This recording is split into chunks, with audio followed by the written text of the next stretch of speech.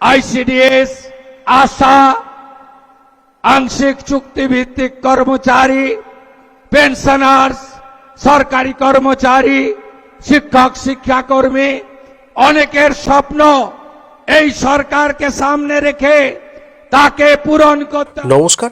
ICDS এবং অঙ্গনারীর লক্ষ লক্ষ রাজ্যের কর্মীদের জন্য অত্যন্ত গুরুত্বপূর্ণ এবং একটা বিরাট খুশির খবর নিয়ে আজকের এই ভিডিও। আপনারা অনেকেই দীর্ঘদিন ধরে অপেক্ষা করছিলেন যে রাজ্যের নতুন সরকার গঠনের পর অঙ্গনারী কর্মী এবং সহায়িকাদের বকেয়া বেতন, ভাতার বৃদ্ধি এবং চাকরি স্থায়ীকরণ নিয়ে কী সিদ্ধান্ত নেওয়া হবে। অবশেষে সেই অপেক্ষার অবসান ঘটতে চলেছে। রাজ্যের নবনিযুক্ত নারী ও শিশু কল্যাণ মন্ত্রী অগ্নিমিত্রা পাল দপ্তরের দায়িত্ব নেওয়ার পরেই আইসিডিএস কর্মীদের উদ্দেশ্যে এক বিরাট বার্তা দিয়েছেন। আজকের এই ভিডিওতে আমরা একদম A to Z বিস্তারিত আলোচনা করব। মন্ত্রী কি আশ্বাস দিলেন, আপনাদের বকেয়া টাকা কবে মিলবে, প্রমোশন বা পদোন্নতির ক্ষেত্রে কি নিয়ম আসতে চলেছে বা কি নিয়মের পরিবর্তন হতে চলেছে এবং নতুন নিয়োগের পরীক্ষায় বা কবে থেকে শুরু হতে চলেছে। ভিডিওটা স্কিপ না করে একদম শেষ পর্যন্ত প্রত্যেকে দেখুন, কারণ প্রতিটি তথ্য আপনাদের জন্য ভীষণ জরুরি। আর হ্যাঁ, চ্যানেলে নতুন হলে এক্ষুনি সাবস্ক্রাইব করে পাশে থাকা বেল আইকনটি ক্লিক করে সাবস্ক্রাইব করে রাখুন এ ধরনের গুরুত্বপূর্ণ আপডেট সবার আগে পেতে। পশ্চিমবঙ্গ সরকারের নবনিযুক্ত নারী ও শিশু কল্যাণ মন্ত্রী অগ্নিমিত্রা পাল সম্প্রতি তার দপ্তর পরিদর্শনে গিয়েছিলেন। সেখানে তিনি আইসিডিএস এবং অঙ্গনওয়াড়ি কর্মীদের বিভিন্ন সংগঠনের প্রতিনিধিদের মুখোমুখি হন এবং তাদের দীর্ঘদিনের পুঁজিভূত সমস্যা কথা শোনেন। মন্ত্রী মহাশয় অত্যন্ত স্পষ্টভাবে জানিয়েছেন যে সরকার ধাপে ধাপে আইসিডিএস কর্মীদের সমস্ত বকেয়া দাবি এবং আইনি জটিলতা খতিয়ে দেখে তা মেটাতে সম্পূর্ণ প্রতিশ্রুতিবদ্ধ। তিনি আশ্বস্ত করেছেন যে কর্মীদের সুযোগ সুবিধা নিশ্চিত করার পাশাপাশি রাজ্যে নারী ও শিশুদের নিরাপত্তাকেও সবচেয়ে বেশি অগ্রাধিকার দেওয়া হবে। দীর্ঘদিন ধরে অঙ্গনওয়াড়ি এবং আইসিডিএস কর্মীরা যে সমস্ত সমস্যার সম্মুখীন হচ্ছিলেন তা তারা সরাসরি মন্ত্রীর কাছে তুলে ধরেন। বিশেষ করে পদোন্নতি বা প্রমোশনের ক্ষেত্রে যে চরম অসঙ্গতি রয়েছে তা নিয়ে ক্ষোভ প্রকাশ করেন কর্মীরা। কর্মীদের অভিযোগ ছিল পূর্ববর্তী সরকারের খামখেয়ালিপনার কারণে এবং কেন্দ্রের 50-50 নিয়ম ঠিকমতো না মানার জন্য বহু যোগ্য কর্মী বঞ্চিত হয়েছেন। অনেকে 18 বছরেও বেশি সময় ধরে নিষ্ঠার সাথে পরিষেবা দিয়ে আসছেন, অথচ তাদের কাজের সঠিক মূল্যায়ন বা কাট অফ নম্বরে ছাড় দেওয়া হয়নি। এই সমস্ত বকেয়া বেতন মেটানো এবং শূন্য পদগুলো দ্রুত স্থায়ী নিয়োগের দাবি জানানো হয়েছে। কর্মীদের সমস্ত অভাব অভিযোগ শোনার পর মন্ত্রী অগ্নিমিত্রা পাল কি জানালেন, তিনি স্পষ্ট করে জানিয়ে দিয়েছেন যে এই সমস্ত সমস্যার রাতারাতি সমাধান সম্ভব না হলেও একটি নির্দিষ্ট রূপরেখা বা ধাপে ধাপে এই সমস্যার সমাধান করা হবে। সরকারি নিয়ম এবং আদালতের নির্দেশিকা খতিয়ে দেখে বঞ্চিত প্রার্থীদের পুনরায় সুযোগ দেওয়ার বিষয়টি বিবেচনা করছে দপ্তর। এর পাশাপাশি নারী ও শিশুদের সুরক্ষায় একটি বড় পদক্ষেপ নেওয়া হয়েছে রাজ্য জুড়ে।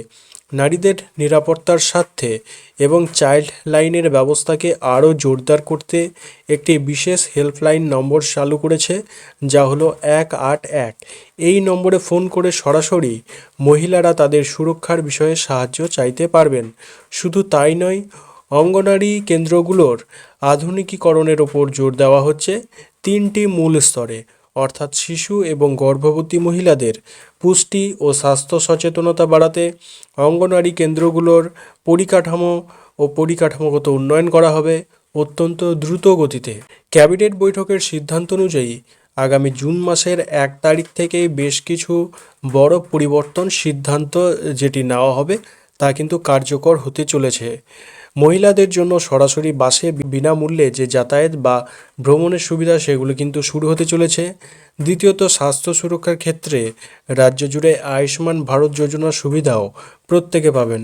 ধাপে ধাপে স্বাস্থ্য যে কার্ড রয়েছে সেই কার্ডের মাধ্যমে এই সুযোগ বা সুবিধা কিন্তু সাধারণ মানুষ প্রত্যেকে পাবেন। এবং সবচেয়ে গুরুত্বপূর্ণ যে আইসিডিএস কর্মীদের পদোন্নতি এবং নতুন নিয়োগ পরীক্ষার অফিসিয়াল বিজ্ঞপ্তি নিয়ে কাজ চলছে।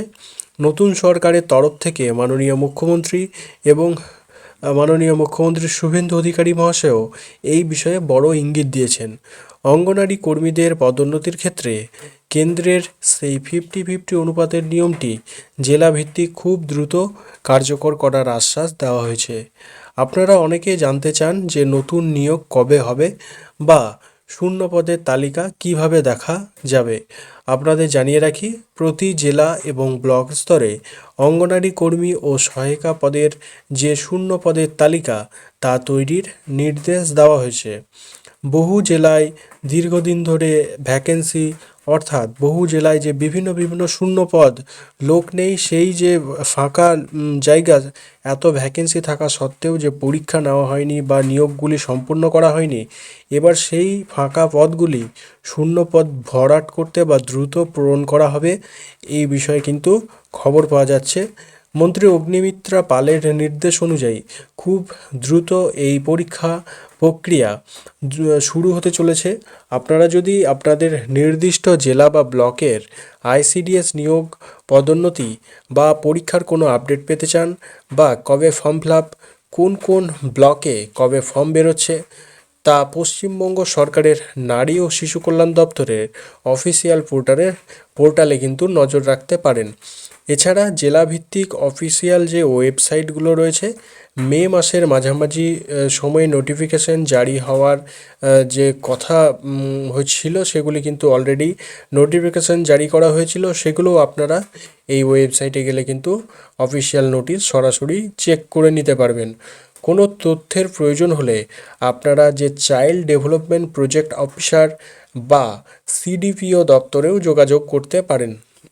এছাড়া তো আইসিডিএস কর্মীদের বেতন বাড়ানো নিয়ে কিন্তু আজকের যে সমস্ত তথ্য অগ্নিমিত্রা পাল এই সূত্রে জানা গেছে, আমি কিন্তু ভিডিওর মাধ্যমে তুলে ধরলাম। তাহলে লক্ষ্মীর ভাণ্ডার এবং অন্যান্য সরকারি প্রকল্প কিন্তু কোনোভাবেই বন্ধ হচ্ছে না, বরং 1 জুন থেকে আরও নতুন যে সুযোগ সুবিধা, এবং আইসিডিএস কর্মীদেরও বেতন এবং সহায়িকাদের বেতন নিয়েও কিন্তু এই সুবিধা যুক্ত হতে চলেছে ধাপে ধাপে। নতুন মন্ত্রিমণ্ডলের এই সিদ্ধান্তের ফলে আইসিডিএস এবং অঙ্গনারী কর্মীরা তাদের ন্যায্য অধিকার পেতে চলেছেন বলে আশা করা যাচ্ছে। আপনারা পশ্চিমবঙ্গের কোন জেলা থেকে ভিডিওটি দেখছেন এবং আপনাদের ব্লকে আইসিডিএসের কী পরিস্থিতি এই মুহূর্তে বা কী রকম পরিস্থিতি রয়েছে, সেই বিষয়ে বিস্তারিত কিন্তু কমেন্টে, এই ভিডিওর কমেন্ট বক্সে অবশ্যই নিচে কমেন্ট করে জানান। আপনাদের কমেন্টের উপর ভিত্তি করে আমি পরবর্তী ভিডিওর জেলাভিত্তিক, ব্লগ ভিত্তিক আপডেটের তথ্য নিয়ে আসব। ভিডিওটি ভালো লাগলে এবং ইনফরমেটিভ মনে হলে অবশ্যই একটি লাইক করবেন এবং আপনাদের যে সহকর্মী ও বন্ধুদের সাথে প্রচুর পরিমাণে শেয়ার করে তাদেরকে এই সুখবরটি জানিয়ে দিন। দেখা হচ্ছে পরবর্তী কোনো গুরুত্বপূর্ণ এক আপডেটের সঙ্গে। ততক্ষণ সবাই ভালো থাকুন, সুস্থ থাকুন।